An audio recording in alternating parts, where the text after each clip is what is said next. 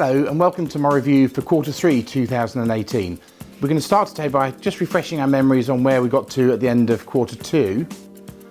So here you have the data showing the number of homes that are currently on the market and under offer over the last 7 years or so. And what we need to look at here is the seasonality or the shape of each of those curves. You see it rising towards the middle of the year and falling off towards the end of the year. If we now input the data for 2018 Q3, there we see the number of homes on the market under offer starting to tail off, as you'd expect for this time of year.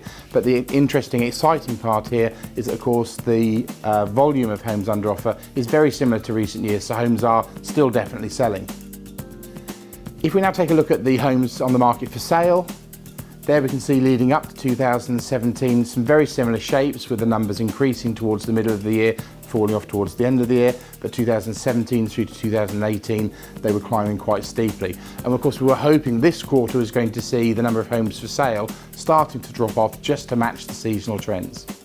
If we put the data in then for Q3, there we see with great relief the number of homes actually on the market for sale starting to drop off, totally in line with seasonal expectations. That's great news.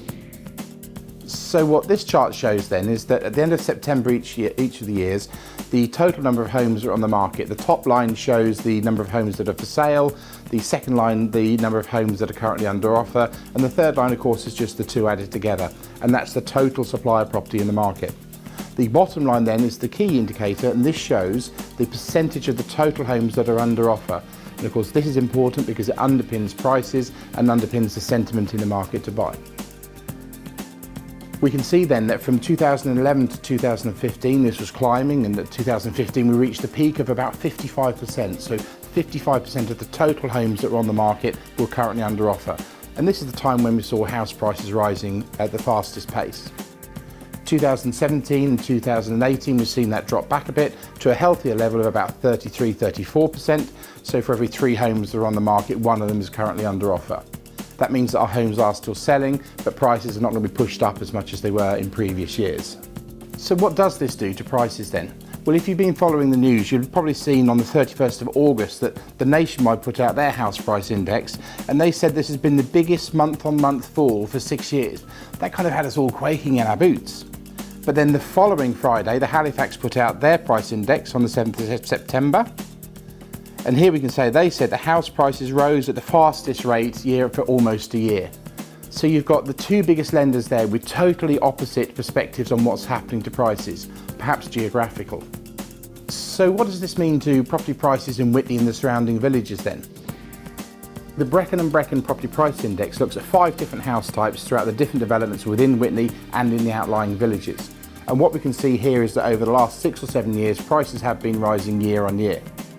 2018, as you'd expect, with the extra supply into the market, those rises have stopped, and with a few little minor corrections, though prices have held their own throughout 2018, a very good sentiment for the market as a whole. People are still buying, people are still moving, and as we've shown from the data relating to the volume of sales and the prices, it's certainly a great time to move. So my outlook for Q4, well, I think a very positive outlook as far as I see it. I think we're going to see a continuation of the usual trends throughout the year, so that's a dropping off in the number of homes for sale and those under offer, a seasonal change that we've seen in every year. I think sellers and buyers are taking a very cautious approach, but they're also taking a very serious approach. The people that are in the market to buy now are serious buyers, by and large. I think sales volumes are going to hold true, which of course is going to underpin the whole pricing issue. And I think with regards to prices, I see at the moment no upward pressure on prices between now and the end of the year. So I think the speed of sale is at a very sensible level at the moment, and this is the number of weeks the property is available before it actually gets sold, and that gives buyers more time to look around and choose to help select the right home for them. So overall then, I think this is a great time to move, it's a great time to sell and a great time to buy, and if you're in the market for a new home or if you're thinking of selling your own, do give us a call because we'd love to help you move. More on Brexit in our Q4 review at the end of the year. I'd just like to say thanks very much indeed for watching. We'll see you in the next review.